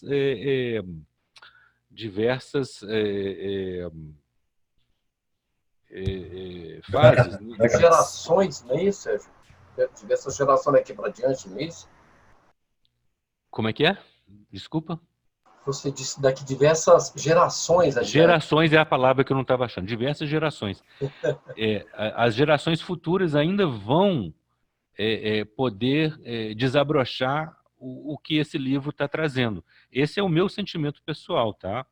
Então, independe, vamos dizer, eles tinham que trazer isso, trouxeram em 1934, se tivesse trazido em 2020, a revelação poderia ter um impacto maior ou menor. Aí não se sabe, entendeu? E tem todo um contexto, porque não é me parece que não é uma coisa muito simples de ser feita. É uma coisa que tem que ter uma oportunidade, porque eles dependiam também do ser humano absorver aquilo de uma forma coerente, né? De uma forma de aceitar. Por algum motivo eles conseguiram, né? Talvez hoje eles não conseguissem, não sei, né? A gente não tem essa capacidade de avaliar, né? Então, bom, só retomando aqui, ó, da primeira à última, quando os documentos apareciam, as perguntas desapareciam. Isso daqui, gente, eu não quero trazer muito a discussão, mas quando ele fala que desapareciam, desapareciam mesmo, tá? Isso era colocado dentro de um cofre. As respostas, elas apareciam, tá? Elas se materializavam em escrita a lápis, tá? O Dr. Sadler, porque não era só o sujeito adormecido, não, tá? Tinha também a materialização física desses documentos, que vinham escritos a lápis, numa caligrafia que não era do ser adormecido, e não era de ninguém que eles conseguiam identificar. Depois que essas respostas eram colocadas para o grupo, elas então eram colocadas num cofre, né? E novas perguntas eram trazidas. Quando as novas perguntas chegavam e aquele conjunto de respostas já tinha sido datilografado e discutido pelo grupo, tá? E absorvido, aquele montante de papel ele não era encontrado mais. E aquilo ali ia deixando o pessoal mais louco, ainda o Dr. Sadler, né? Então teve esses eventos também. Foi relatado dessa forma para a gente, tá? Vamos lá. O fórum torna-se um grupo fechado. Nessa época, o fórum, da forma que era, foi tirado de nós. Isso aqui é o Dr. Sadler falando, né? Porque ele tinha um fórum que era um encontro social para ele dar as palestras dele, no qual ele tinha a oportunidade de rever os seus pacientes, que já não estavam sendo atendidos, mas ele poderia manter um contato e ter um contato social. Eles não frequentavam a igreja, apesar de serem adventistas, eles ali começaram a parar de frequentar. Então foi uma ideia que ele teve. Então ele fala que realmente todo aquele evento daquele paciente, aquelas perguntas, essa situação tirou deles o fórum, né? Que era o que ele tinha criado. Nessa época, o fórum da forma que era foi tirado de nós. Fomos instruídos pelos reveladores para formar um grupo fechado, exigindo que cada membro assinasse um juramento de sigilo e discutir os documentos e todos os assuntos referentes aos mesmos apenas com as pessoas que eram membros do fórum. Os bilhetes de afiliação foram emitidos e a Assembleia de Fundação enumerou 30 membros. A data dessa organização foi setembro de 1925. 17 dos membros fundadores ainda estão vivos. Isso em 1960, tá? Que esse relato foi feito. Ou seja, imagina lá, gente, de 25 para 60, quer dizer, em 60 o livro já estava publicado há mais de 5 anos. De 25 para 60, a gente tem 35 anos depois esse relato aqui está sendo feito, para que a gente possa entender o que aconteceu, tá? Então, em 1925, ou seja, os encontros tinham começado em fevereiro de 23, ou seja, de fevereiro de 23 a setembro de 25, teve sim essa interação entre a comissão de contato, que ainda não era chamada de comissão de contato, aquele paciente lá adormecido e ficava falando e o pessoal anotando, né? E o grupo de pessoas fazendo perguntas e respostas. Durante esses, vamos dizer, quase 2 anos, né? Mas ainda não... Para você ver como que a coisa aconteceu muito lentamente, né? O que virou o fórum mesmo foi só a partir de setembro de 25. Os indivíduos encarregados de recolher as perguntas e comparar o texto digitado com o manuscrito original vieram a ser conhecidos como a comissão de contato, que são aqueles 6 que eu descrevo lá no final, né? Lá no início. A partir dessa data, só estes comissionários realizaram contatos e receberam a comunicação escrita através da personalidade de contato, que é o sujeito adormecido, tá? Não entendi, Sérgio, essa última parte aí. Por favor, então, leia de novo, no final. Tá, vamos lá. Por favor. Os indivíduos encarregados de recolher as perguntas do fórum, que é aquele grupo de 30 pessoas, né? 30, 50 pessoas que se reunia lá semanalmente com o Dr. Sadler. Então, aqueles que foram encarregados de recolher as perguntas e comparar o texto digitado com o manuscrito original, porque eles datilografaram o manuscrito, tá? Então, essas 6 pessoas, elas tinham essa incumbência. Elas eram as únicas que entravam lá na casa do indivíduo adormecido lá e recebiam esses papéis escritos, né? Ou faziam sessões noturnas. Então, o que eles tinham que fazer? Eles pegavam aqueles manuscritos e datilografavam, né? Aqui o texto digitado, na realidade eu tinha que ter escrito datilografado, tá? Eles tinham essa incumbência de fazer isso para poder levar para o fórum, né? Eles pegavam as perguntas do fórum, na realidade eles pegavam as respostas, aqui está errado, tá? Pode confundir. Né? Os indivíduos encarregados de recolher, eles recolhiam as perguntas do fórum, né? E classificavam elas, porque tinha muita pergunta repetida, né? Comparava o texto digitado com o manuscrito original. Eles vieram a ser conhecidos como a comissão de contato, são aqueles 6, tá? Era o Dr. Sadler, a esposa, mais um casal que era a irmã da esposa e o marido, o filho do Dr. Sadler, a esposa, que era o Júnior, e a Christie. Na realidade, a Christie era uma secretária, eles contrataram ela para isso, para ajudar, porque ela era secretária profissional. Ela fazia isso para empresas, tá? Então, ela foi contratada nessa circunstância. Ficou claro? Ou você quer me perguntar mais detalhadamente? Sérgio. Sim. Eu creio que, acho que a dúvida tenha sido em relação a esses originais aqui, manuscritos. É porque esses documentos, eles iam aparecendo, eram materializados. Exatamente. Esses manuscritos não era escrito nem pelo Ciro Adormecido e nem pela comissão de contatos. Eram manuscritos que eram materializados em cima da escrivaninha lá. Eles apareceram, em realidade, assim, tem vários peculiaridades sobre isso, né, que é falado, mas eles realmente, eles apareciam e ninguém sabia de onde, tá? O primeiro conjunto deles foi em resposta a 180 perguntas, né, que eles levaram, e a esposa do sujeito adormecido chegou, o Dr. Sadler foi lá na casa dela e falou, olha, apareceu isso daqui. O Dr. Sadler chegou e começou a ver aquilo, e era a resposta às 180 primeiras perguntas que ele ainda não tinha deixado lá, não tinha levado para lá, para demonstrar. Então, foi uma coisa meio assim, maluca. E então, esses eram os manuscritos originais, né? E eles tinham que ser, a pedido dos reveladores, eles não poderiam sair dali e ser levados lá para a casa do Dr. Sadler. Eles precisavam de ser datilografados. Então não foi pela mão do sujeito adormecido que esses manuscritos foram redigidos, né? Então, posso tirar essa suposição da nossa mente, né? Olha, pode. Não foi ele que escreveu. Porque, obviamente, o Dr. Sadler fez de tudo. Teste caligráfico, entrevistou o cara, entendeu? Não foi ele que escreveu aquilo. Não foi escrita automática, não foi psicografado.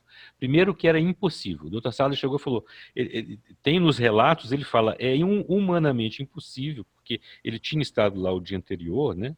O negócio teria aparecido, não daria tempo nem dele escrever. Ele testou, inclusive ele chegou, obviamente, o cara estava obcecado, o Dr. Sadler. Ele testou a musculatura do braço do cara para ter certeza, porque ela teria que estar gasta se ele tivesse passado a noite inteira escrevendo aquilo. E ela não estava, ela estava normal. Os relatos que eu li aqui falam de todos esses detalhes. Ele tem certeza absoluta que aquela caligrafia não era dele, que aqueles documentos eles foram, de alguma maneira, materializados. E isso foi acontecendo, gente, durante anos, tá? Continuou acontecendo durante anos. Podemos esquecer, então, essa ideia de psicografia e eventos místicos, né, César? Nada disso aconteceu, né? Sim, eles eles foram exaustivamente testados contra eventos psíquicos ou místicos, tá? Bom, a materialização você não pode falar que não é um evento místico, ele não é explicado pela ciência. Então, fica sempre essa situação. Os manuscritos se materializaram lá e ninguém nunca conseguiu desvendar este mistério, tá? Com certeza não foi aquele casal. Um outro detalhe também parece que foi dito. Outro detalhe também que foi dito nesses relatos, que o inglês era perfeito, né? Não tinha um erro sequer de concordância, né? Verbal, nem de pontuação, não é isso, Sérgio? Não, isso não é tinha sim, tá? Porque, bom, o que eles nos relatam é que foi um trabalho muito árduo, porque imagina, são 2.097 páginas de textos que já são complexos para a gente ler agora. Imagina o pessoal recebendo isso tudo em caligrafia, tendo que datilografar, tá? Os originais, não se menciona de erros nos originais, não. Mas no processo de transferência para datilografia, aí sim, menciona-se que ocorreu sim, diversas falhas humanas mesmo, né? E que foram corrigidas ao longo do tempo. Mas o inglês, sim, ele veio Ele veio perfeito. Inclusive, tem algumas palavras que eram usadas na época, ou são usadas na língua inglesa só nos Estados Unidos, que constam aí desses textos, né? Então, deixa eu ver onde é que eu parei aqui, gente. Ô, Sérgio, temos 10 minutos ainda, viu? Só temos mais 10 minutos? Não tem que correr, senão não vai dar. Então, deixa eu correr aqui com tudo. Essa promessa diz, nós reconhecemos... Bom, aqui, então eles se tornou um grupo fechado, correto? Essa promessa, nós reconhecemos nosso compromisso de sigilo, renovando a nossa promessa de não discutir as revelações durante os assuntos dessa natureza com qualquer um, exceto membros ativos do fórum, e não tomar notas de tal material, como também ler ou discutir nas sessões públicas ou fazer cópias ou notas do que pessoalmente lemos. A última reunião do fórum como uma assembleia foi realizada em 31 de maio de 1942. Durante os 17 anos de existência oficial, o fórum alcançou uma filiação total de 486 membros. A primeira série de 57 artigos foi expandida em resposta a outras perguntas. Os primeiros trabalhos foram publicados 1 ou 2 de cada vez, todos em respostas a perguntas. Se não havia perguntas, não havia documentos. Em 1935, uma sessão completa, a parte 4, chegou de uma só vez. O aniversário de Jesus foi comemorado pela primeira vez em 21 de agosto de 1935. O fórum analisou toda a coleção de papéis em busca de ambiguidades e qualquer coisa que precisasse de esclarecimentos. As correções finais foram feitas pelos seres celestes, agora chamados de reveladores. Aqui é apresentado por Caroline Kendall, que foi uma estudiosa, né? O pai dela foi participante do fórum durante todo o tempo. Ela se envolveu com o grupo em 1951, tá? Ela participou ativamente a partir de 51, ou seja, antes da publicação do livro, né? Eu não sei nem se ela está viva, talvez o Henrique saiba, né? Mas ela é uma pessoa muito atuante no movimento de Urantia. Pode ser que ela esteja viva ainda. Ela falou isso daqui em 2011. O grupo foi informado por uma personalidade invisível, chamada Makiventa Melquisedeque, que uma nova e maravilhosa revelação estava por vir. Dr. Sadler esperava que as respostas às perguntas feitas pelo grupo ajudassem a descobrir se uma farsa estava se perpetuando com este paciente. A doutora Helena e os Kellogg's ficaram impressionados com a qualidade espiritual do material recebido até aquele momento. A visita de Melquisedeque ocorreu em 11 de fevereiro de 1924. Visita, então, que ele foi um dos seres que apareceu lá falando com o sujeito adormecido. Exatamente um ano após a primeira reunião do fórum. Em janeiro de 1925, as respostas às perguntas do fórum começaram a chegar na fórmula de capítulos, que eram realmente artigos, ou seja, documentos completos. Aí começou a chegar os documentos, tá, gente? E teve, então, ou seja, em 24, um ano antes, o Makiventa passou lá e avisou que ia chegar uma revelação maravilhosa, mas naquela altura ninguém tinha ideia de quem seria esse ser, né? A revelação de que está falando aí é o livro todo, não é isso, Sérgio? O livro todo, porque ali provavelmente foi autorizado a revelação de Urantia, né? Nesse momento, então, obviamente a gente tem esse ser aí, Makiventa Melquisedeque, que está o tempo inteiro envolvido aqui com o nosso planeta. Por algum motivo ele escolheu nos abençoar aí com o trabalho dele, né? Então, acredito eu que em 1924 tenha sido, então, autorizada essa revelação. Porque ele chegou e avisou aqui, ó, uma nova e maravilhosa revelação estava por vir. Isso daí o Makiventa falou num dos encontros. E o Dr. Sadler, então, lembrou isso um ano depois. O fórum criou-se o fórum espontaneamente, né? Aqui o Dr. William Sadler, ele escreveu um livro que se chama The Mind at Mischief, quer dizer, mischief aqui é traquinagem, né, de criança, né? Os truques da mente, tá? Porque ele era um estudioso desse assunto. Aí ele relata nesse livro, apesar dele ter feito lá a promessa de não mencionar nada sobre aquele paciente ou sobre coisa de Urantia, ele relata no livro, né? 18 anos de estudo e investigação cuidadosa falharam em revelar a origem psíquica dessas mensagens. Atualmente, eu me encontro exatamente onde eu estava quando comecei. A psicanálise, o hipnotismo, a comparação intensiva não conseguiram demonstrar que as mensagens escritas e faladas desse indivíduo têm origem em sua própria mente. Grande parte do material recebido por esse sujeito é bastante contrário aos seus hábitos de pensamento, à maneira como ele foi ensinado e a toda a sua filosofia. Os primeiros documentos de Urantia. O primeiro grupo totalizava 57 documentos. Então recebemos uma comunicação sugerindo que deveríamos fazer mais perguntas e muito mais inteligentes.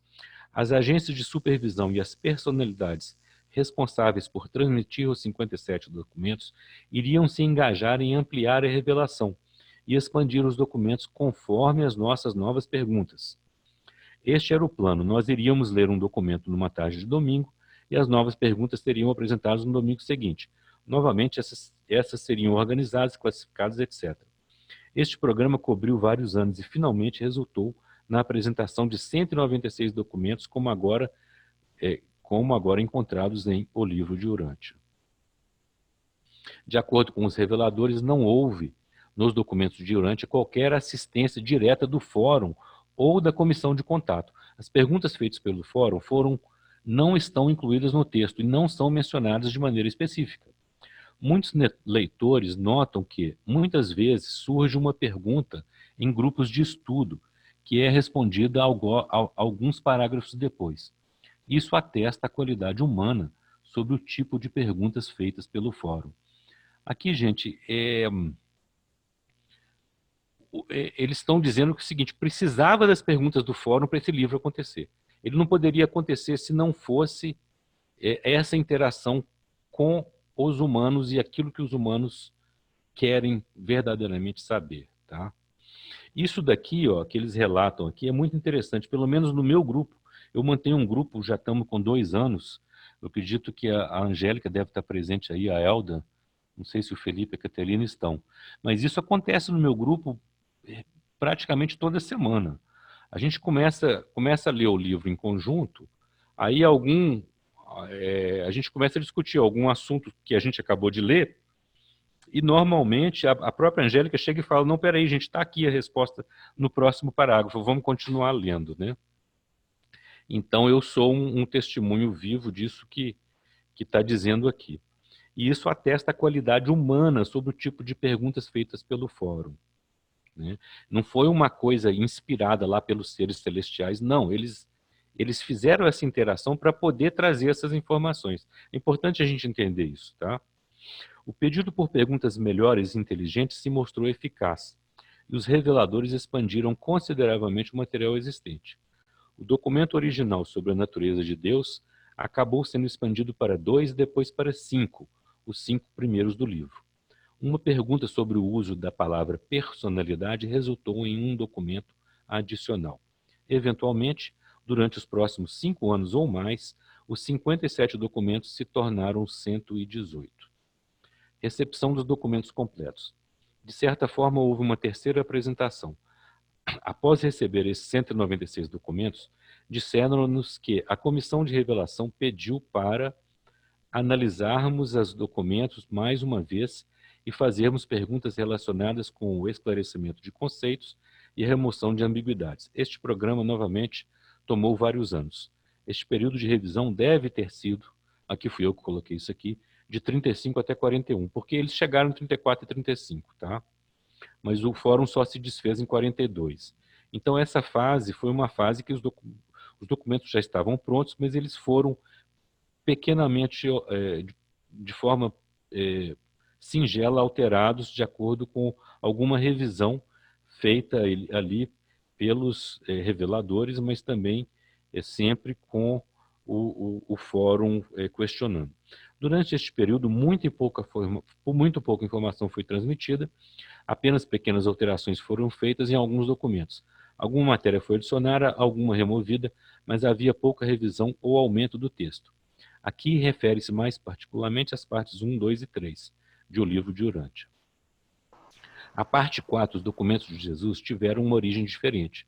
Eles foram produzidos por uma comissão de seres intermediários e foram concluídos 1 ano mais tarde do que os outros documentos. As 3 primeiras partes foram concluídas e certificadas a nós em 1934, depois de Cristo. Os documentos de Jesus não foram entregues a nós até 1935.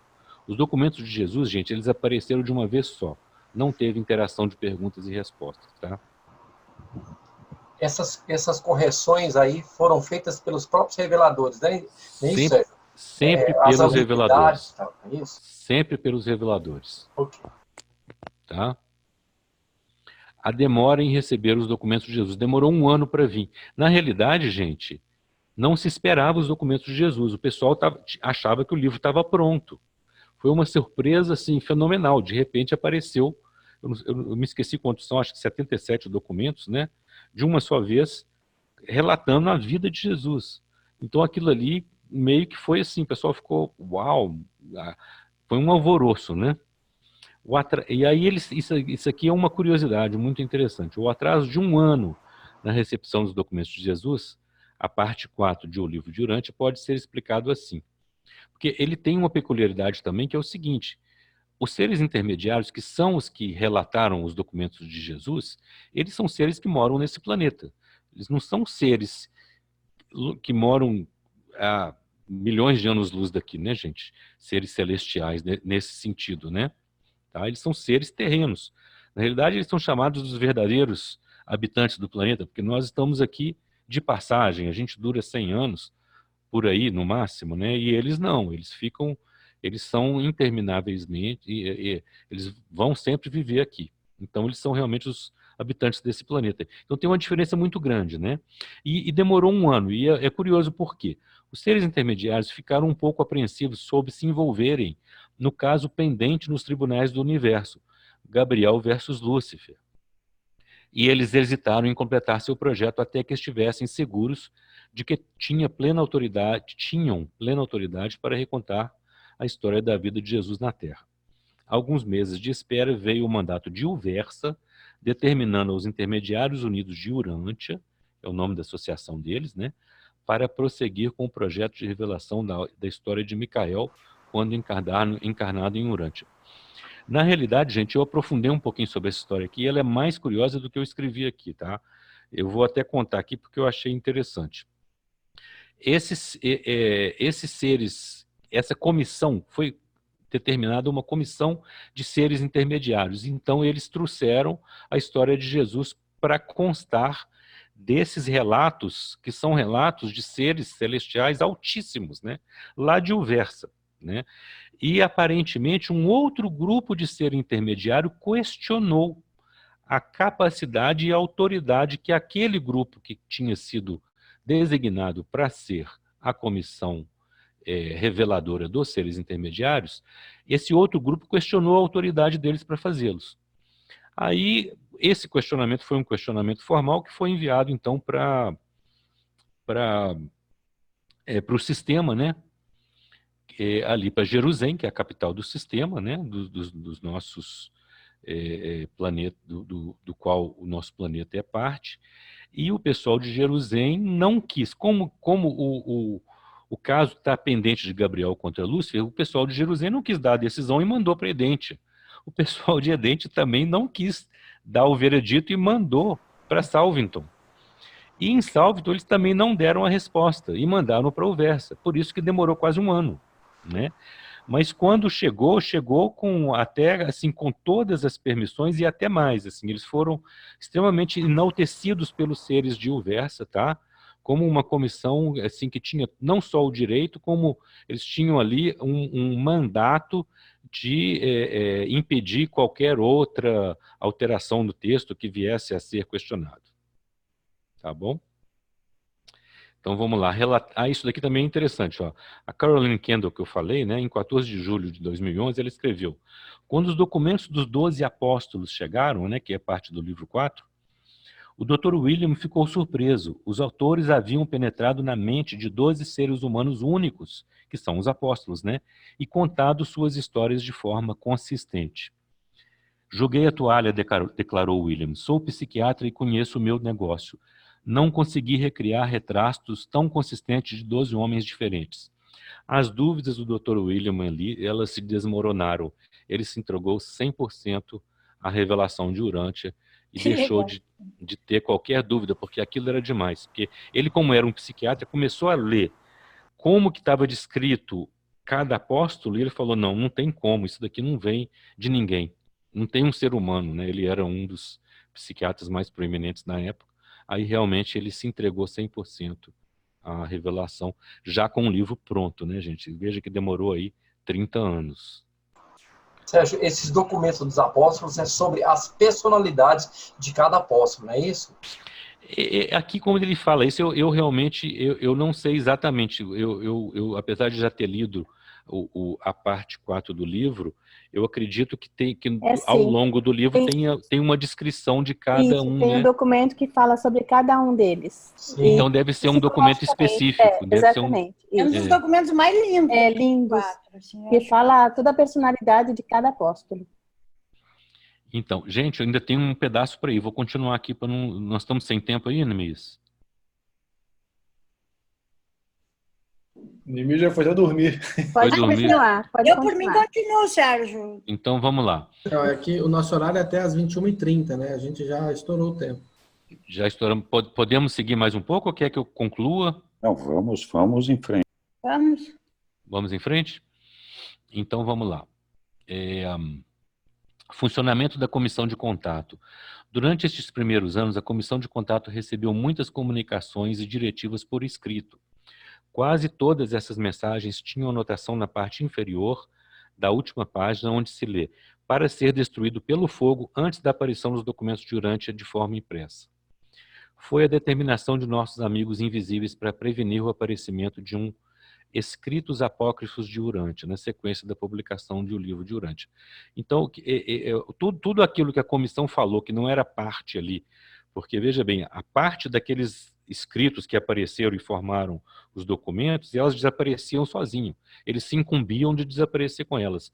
Mas os outros comunicados que eles passavam, vinha escrito lá que tinha que ser destruído pelo fogo. Então, os documentos foram todos destruídos, gente. Não tem resquício de nada. E também, tudo isso foi encorajador para nos assegurar de que os documentos de Urântia seriam publicados em algum momento. Isso sustentou nossas esperanças através de longa espera e de anos de atraso. Já se falava em publicação? Ainda não, né, Sérgio? Não, falava-se sim. O livro era para ser publicado, né? Falava-se sempre em publicação. Só que eles não tinham ainda a permissão específica para publicar. E o pessoal foi ficando desanimado, porque passou 10 anos, passou mais 10 anos. O livro já estava pronto em 34, 35, né? Ele foi publicado em 55, foram 20 anos. Então é sobre isso que está sendo falado aqui, ó. Essas outras comunicações que chegaram, independente do livro, elas vinham sempre com esse... Porque vieram várias, tá? E vinham com essas anotações para serem destruídas. Não podiam ser deixadas. Porque elas poderiam ser usadas por alguém para falar, não, nós temos um livro paralelo aqui, eles falaram isso. Então isso que está no capítulo tal significa isso. Não, não tem nenhuma delas. Algumas delas estão publicadas aqui no site, né, como mandato de publicação, e algumas outras você acha pequenas coisas, né, não muito. E tudo isso foi encorajador para nos assegurar que os documentos de Urântia seriam publicados, porque estavam falando da publicação aqui, como você me perguntou, né? Em algum momento. Isso sustentou nossas esperanças através da longa espera de anos de atraso. O fato de que nenhuma disposição nunca foi feita para a substituição de membros da comissão de contato que poderiam se perder por invalidez ou morte, também nos levou a sustentar a crença de que o livro seria publicado durante a vida de alguns de nós. Os comissários de contato foram os guardiões do manuscrito de Urântia, mantendo a cópia carbonada da transcrição datilografada em um cofre à prova de fogo.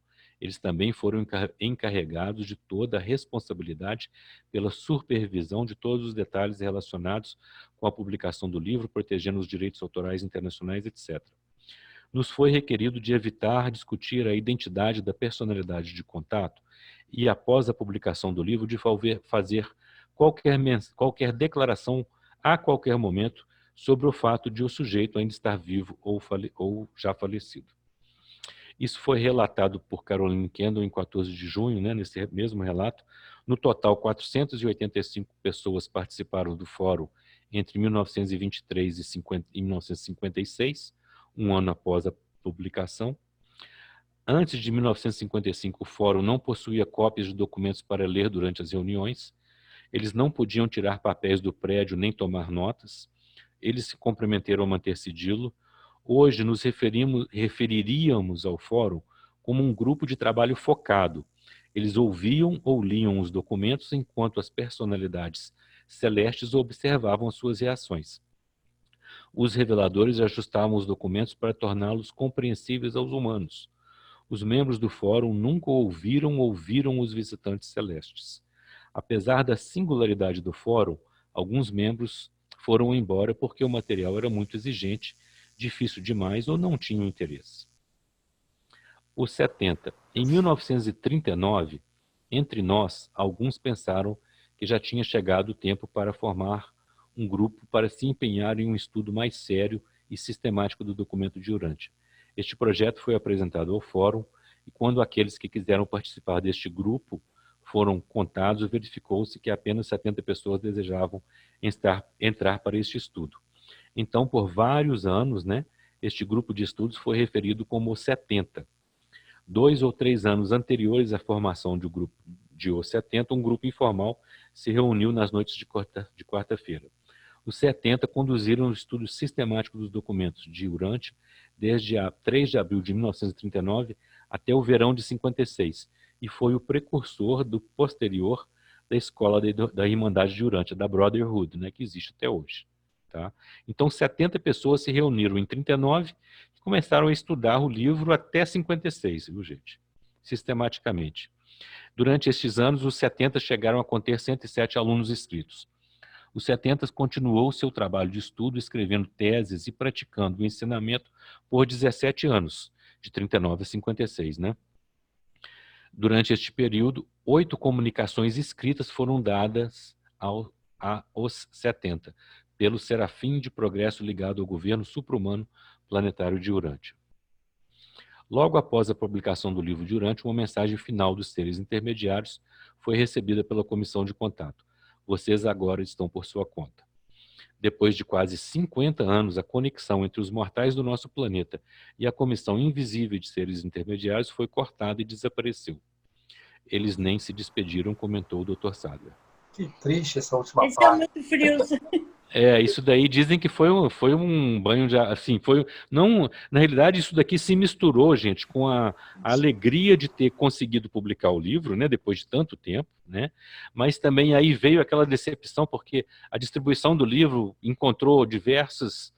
As pessoas que eles achavam, gente, nós vamos dar isso daqui, vamos escolher pessoas famosas, pessoas ricas e tal, e ninguém se interessou pelo livro, então já foi ali um banho de água fria. Depois ainda tiveram que cortar a conexão com esses seres intermediários, dizem que não foi fácil, assim, eu já li sobre relatos que foi, assim, um momento de muita dificuldade deles, porque é óbvio, Em outras palavras, eles queriam dizer nos dias de hoje, vocês se virem agora, Exatamente, agora está na mão de vocês e nós já fizemos a nossa parte. Se virem, exatamente. Aqui, essa historiadora, Silks Oliver, ela escreveu um livro muito profundo e ela é uma historiadora mesmo sobre o livro sobre a vida do Dr. Sadler. Na realidade, ela é uma leitora, tá, gente? Ela lê desde os 17 anos e ela tem como profissão ser catalogadora e historiadora.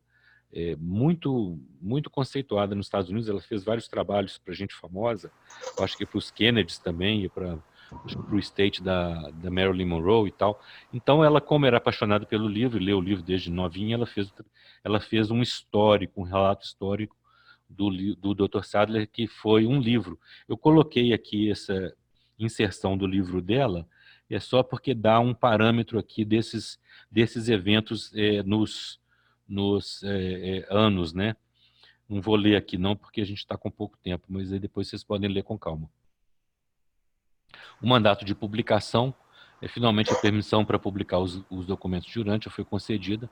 A introdução para esse mandato diz, acho que isso aqui, não sei se já foi lido, não sei se precisa de eu ler, não sei se é importante eu ler isso aqui, mas isso aqui foi, então, o mandato como eles receberam. Realmente veio um mandato específico, sobre a publicação do livro de Urantia. Os documentos foram publicados assim que os recebemos. Os comissários de contato não tinham nenhuma autoridade editorial, tá? Isso é importante. O trabalho nosso foi limitado à ortografia, capitalização e pontualização. Antes da morte da doutora Sadler, em agosto de 1939, né? Ela teve um câncer e faleceu em 39. Ela tinha coletado cerca de $20 mil de fundos para a publicação. Isso foi usado para definir o tipo aqui são os pratos, né? E preparar as placas, né? Para a impressão do livro. Eu vou ler o mandato rapidamente. Nós consideramos o livro de Urântia como um aspecto da evolução progressiva da sociedade humana. Não é ligada ao episódio espetacular da revolução da época, embora pareça ter sido programado para aparecer no início de tal revolução da sociedade humana. O livro pertence à época imediatamente posterior ao fim da presente luta ideológica.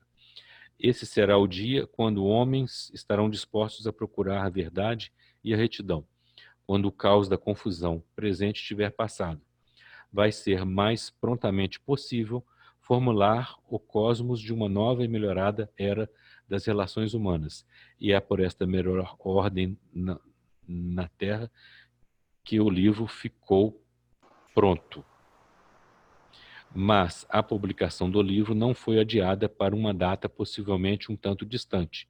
Uma primeira publicação do livro foi fornecida para estar à mão para a formação de líderes e instrutores. Sua presença também foi necessária para cativar a atenção de pessoas de recursos que assim podem ser conduzidos a fornecer fundos para a tradução em outras línguas. Após a recepção dessas instruções, os comissários de contato entraram em tarefa de publicação de O Livro de Urântia e da elaboração de planos para a sua distribuição. Aqui, então, gente, ele fala que ele não é para essa nossa época, né? Na realidade, essa publicação que está impressa, ela veio para que se formem alguns instrutores e líderes e que mantenham o livro vivo para uma outra época, uma época em que o livro pertence à época imediatamente posterior ao fim da presente luta ideológica. Se a gente imaginar que esse mandato veio aí nos anos 40, né?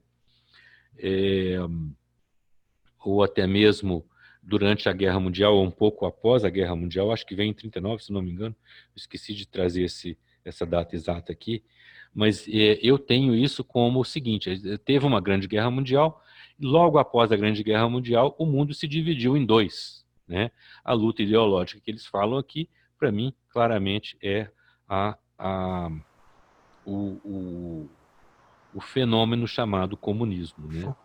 Que ainda persiste até hoje. Sim.